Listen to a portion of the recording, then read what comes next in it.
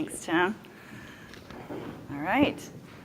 Great to see everyone here. I see faces I know. How many, let me just get a sense of who's in the audience. How many folks do we have from industry? Raise of hands. Okay, how about from Gov?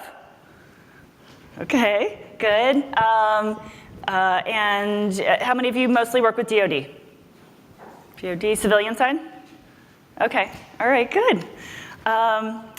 And so there's just a few things that I want to cover this morning. I'm going to talk a little bit about where the telecom industry is going. I know that there's lots of knowledge about that in the room. And then how important this is to government right now, and that'll be key.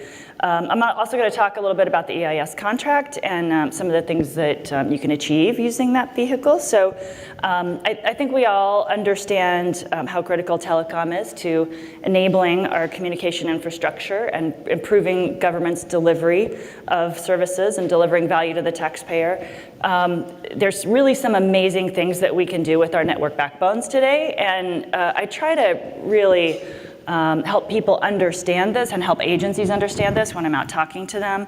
I have seen agencies do unbelievable things just by doing things like converging their voice and data, and that means, once they do that they can do things like pilot work at home for their customer service reps that are in contact centers.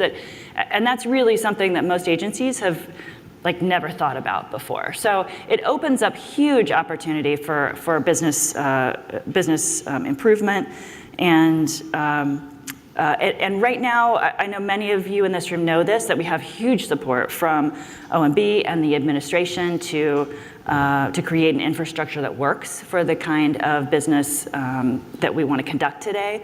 So more mobile, more accessible from anywhere, faster, more reliable. So modern telecoms is a real key building block to achieving that. And that's really why it's very heavily discussed in the report to the president on IT modernization. How many of you have read that? Few hands, good. It's also known as the IT modernization report.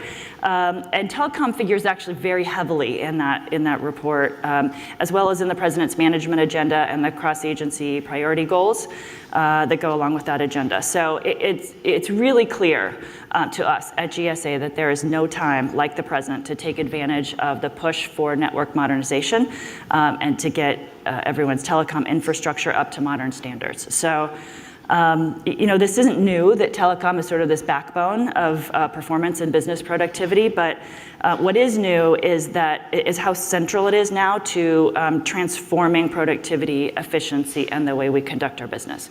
That's new.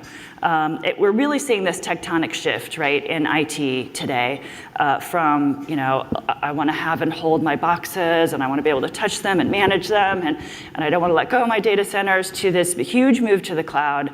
And that's not a trend, right? That is something that is really transforming.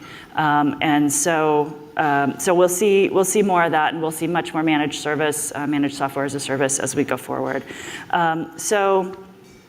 In this environment, the IT that's needed to execute those missions will be driven by the need to deliver data and computing power seamlessly across the enterprise. And so for telecom, IP everything becomes the norm, and then that really helps drive transformation across the IT landscape.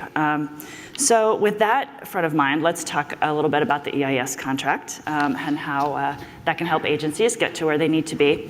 So at GSA, we're really proud to be working gov to gov with our agency partners, and EIS was really put in place to help them specifically improve their mission productivity. And EIS is actually mentioned, the contract EIS is mentioned in the IT modernization report more than 20 times. So OMB is counting on it to drive savings and enable modernization of our communications infrastructure. A couple of things that report notes. It notes that the EIS is designed to address all aspects of agency telecom, network infrastructure requirements, while also leveraging the bulk purchasing power of government. So for the agency people that raised your hand, that's really important, bulk purchasing power of government. Report says it can also be leveraged to help small agencies that are usually challenged with their cybersecurity capabilities. Can also be used for managed services. I've actually, when we've been out talking to agencies, heard some of them say, I want completely managed service. I don't want to touch anything. I don't want to have to run anything. So they're starting to get it, which is really exciting. And one of the other things I found really interesting in this report, for those of you who have read it, is the TIC discussion. It talks a lot about the need to fix our TIC issues that we have now, but the report also notes that under the current networks contract, that's our current base telecom contract, that agencies that do not have their own trusted internet connection capabilities have to procure TIC services by purchasing the full suite of MTIPs. That's the Managed Trust Internet Protocol Service. Today those services are bundled, and agencies really have to procure the tools they need in a bundle, which potentially increases cost, and EIS allows folks to choose those a la carte. And pick out the managed security service tools they need, and still comply with the MTIPS requirements. So huge plus there for agencies. I kind of would also like to see how, at GSA we have a continuous monitoring solutions at GSA, and so I'd like to see how that can be layered together with EIS. I thought that would be kind of interesting. If anybody is thinking about that, I'd love to hear from you. So in addition to the report on the IT modernization report, as I said, the President's Management Agenda CAP goals talk a lot about EIS, specifically mentions EIS as the recommended acquisition vehicle for telecommunications, if you'd like to tell your agencies that. So we have a ton of support right now to make this happen. So big plus. So I just want to mention also how EIS can help smaller agencies. We're actually working at GSA on some solutions for smaller agencies to help bundle together some services for them, get them set up, hand that off to them so they can run it easily. And we can also provide modernization support. I would say that small agencies generally achieve better results if they can consolidate with larger organizations.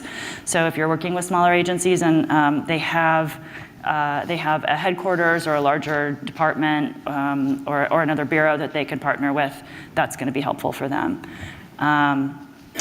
I also want to talk a little bit, this is for the agencies in the room, there's a few of them, but the savings potential with EIS.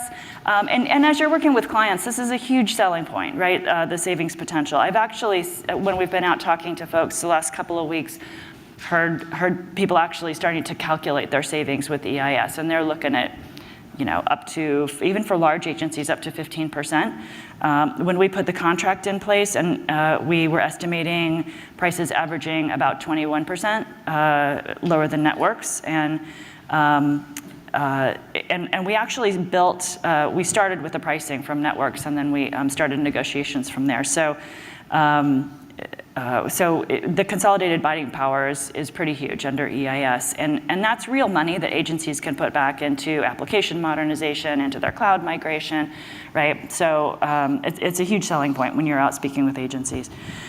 So in addition to the benefits of transitioning to EIS, agencies really need to be mindful of the schedule for completing modernization and transition to the new contract. So we're really committed to supporting agencies through this transition. However, it is up to them to make sure that they hit those dates and transition out of networks. There's a contract called WITS 3. There's GSA local service contracts. Actually, when we put EIS together, we're going down from more than 90 contracts to, I think, 9 at this point.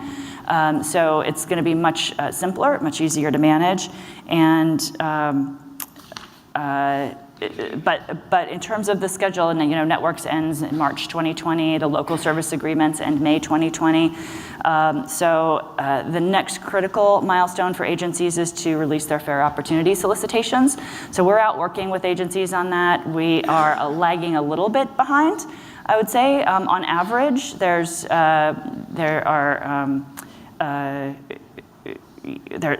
some agencies that are doing really well. I would say more than half are lagging a little bit behind. So really getting them on board and getting them, making sure that this is a critical priority for those agencies is really important.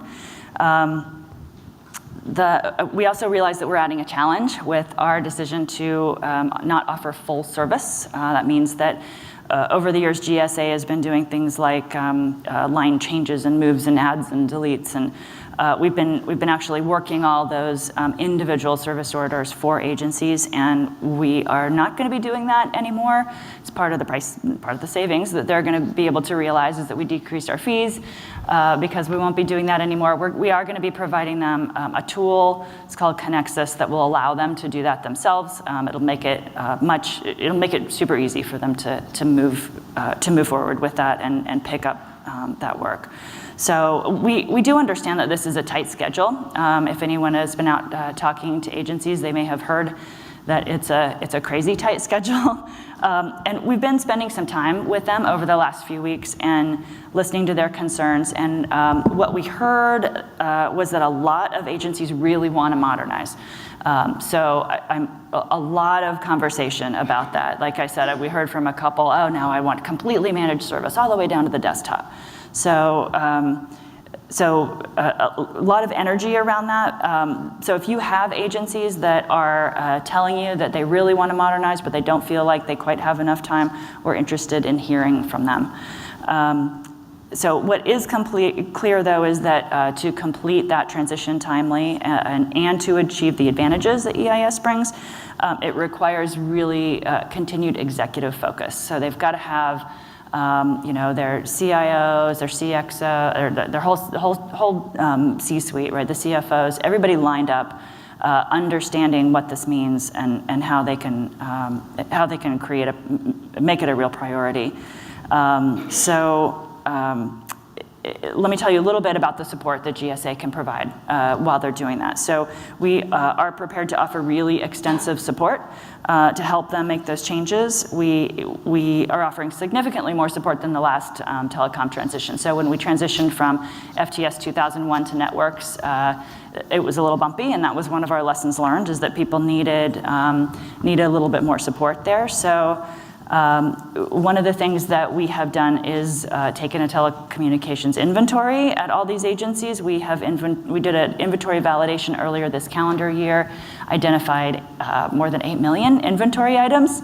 So that's the first step, right? Starting with a really strong inventory, so you know exactly what you need to move over or what you can consolidate and modernize. So we're continually updating that inventory because it's changing all the time, but we're doing that for them.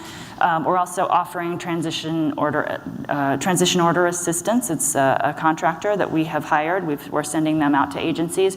They can do things like modernization planning, helping them develop a transition plan, helping them develop a solicitation, service ordering, project management support. So they're out there helping agencies right now, and that's something that GSA is providing to them as they're transitioning over. So in addition, GSA has an agency manager available as a primary business partner for every agency, and those folks can help with getting the solicitations released, evaluating and negotiating with suppliers, giving pricing guidance. So we've got a lot of support for agencies. Like I said, we also have the Connexus system that'll be available for EIS service ordering, billing management. It's got an online pricer. So a lot of stuff happening, and a lot of support that GSA is giving to help folks make this transition. So we're also continuing to host regular interagency advisory group meetings. So this is a government-only group that is customer agencies, meets at least quarterly, and so we meet with those folks all the time. Take a pulse of where everybody is and adjust as needed as we're going forward.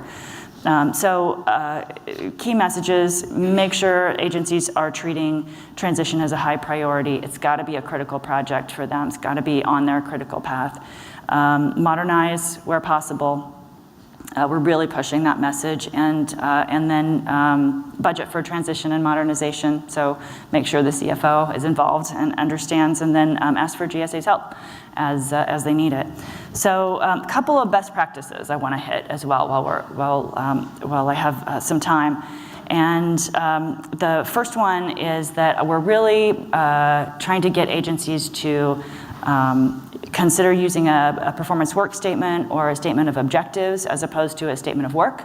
And so asking them to focus really on the outcomes of that contract rather than specifying the how in the statement of work. It allows agencies to modernize over time. It allows industry to bring in modern technologies over time. And so we're really asking agencies to try to focus on those outcomes rather than the specifics. We've seen that happen. We've seen folks get locked into those kinds of contracts. It in the end creates not a very good relationship between the agency and the provider. So really asking them to think carefully about that. And we're talking with contracting officers as well about that and about how to do that. I think Washington, the contracting community is a little adverse to sort of innovation in acquisition. So we're trying to help them along with that. We're trying to help them provide some sample statements of objectives and maybe talk about how to bid innovation, how to evaluate innovation. So all of that, I think GSA has a little bit of work to do in that area to help out our fellow contracting community.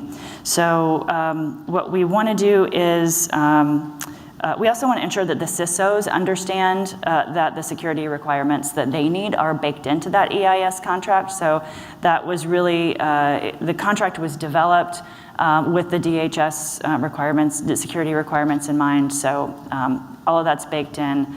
If you've been in Washington long enough, you understand that you need to check all those boxes as you go through and make sure everybody's on the same page in these agencies as you work with them. We're really encouraging agencies to leverage organizations like ACT-IAC, like CGP, Coalition for Government Procurement, like FCA, and get information from them. There's some great events coming up around network modernization. And then finally, you can always reach out to GSA and to the EIS program and for direct assistance. We've got a lead that is our agency engagement lead and can spend time with any agency, letting them know about the specific support that's available to them. So a couple of thoughts I want to leave you with, and then any questions would be great. So first, GSA and EIS suppliers have really focused on modernization. GSA has held several workshops. They've been really widely attended by agencies to try to get the industry's perspective out there about how to modernize their legacy enterprise networks. We have collected agencies' forecasts of solicitations and provided detailed timelines to EIS contractors to help them plan their response strategies. Industries also has had a significant customer agency outreach. I know that many of you have been out talking to folks. There's been industry days where you've been able to showcase your capabilities. We have another one of those coming up on May 24th at GSA. We are hosting a Meet Your Vendor Day or Meet Your Industry Partner Day. It's going to be at GSA headquarters. And it's going to be a nice format. All of the EIS suppliers are going to be able to do sort of a 5-minute TED Talk and then have the opportunity to talk with agencies one-on-one. So we're hoping to have a good number of, we already have a good number of agencies signed up. About 100 folks are already signed up for that. And then on June 19th, we are co-sponsoring an ACT-IAC event that is focused on IT modernization and specifically network modernization and how to transform and modernize your legacy network architecture. So any agency who wants more information, wants to be part of this continuing conversation, let us know and join us at these events. And I'm gonna just see if anybody has any questions at this point. Yeah.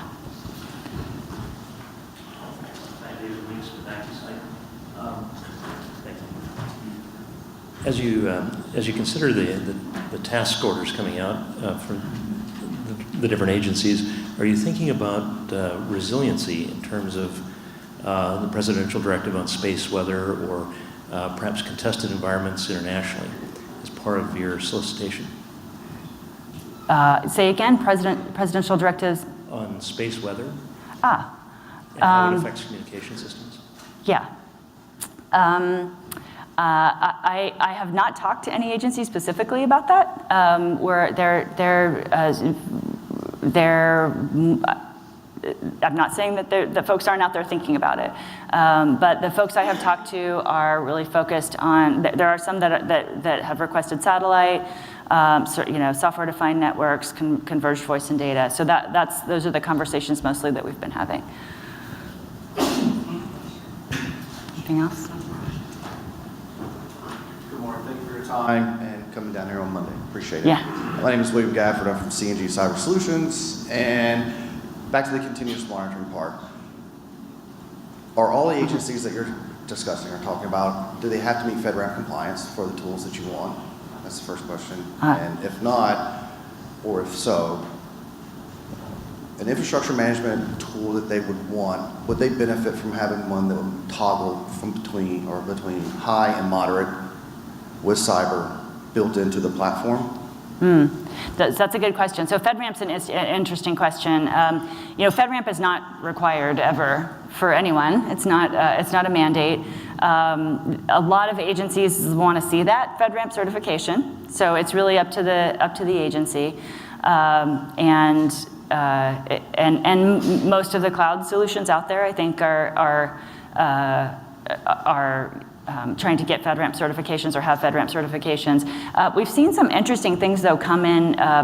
Like we've had contracts from folks who say, it's in my contract, I have to get FedRAMPed, and then we say, but you're not a cloud solution. You don't. We're not here to do that. So I think there's a little bit of a disconnect too between some of the contracting folks who are writing up these contracts as to really what FedRAMP is.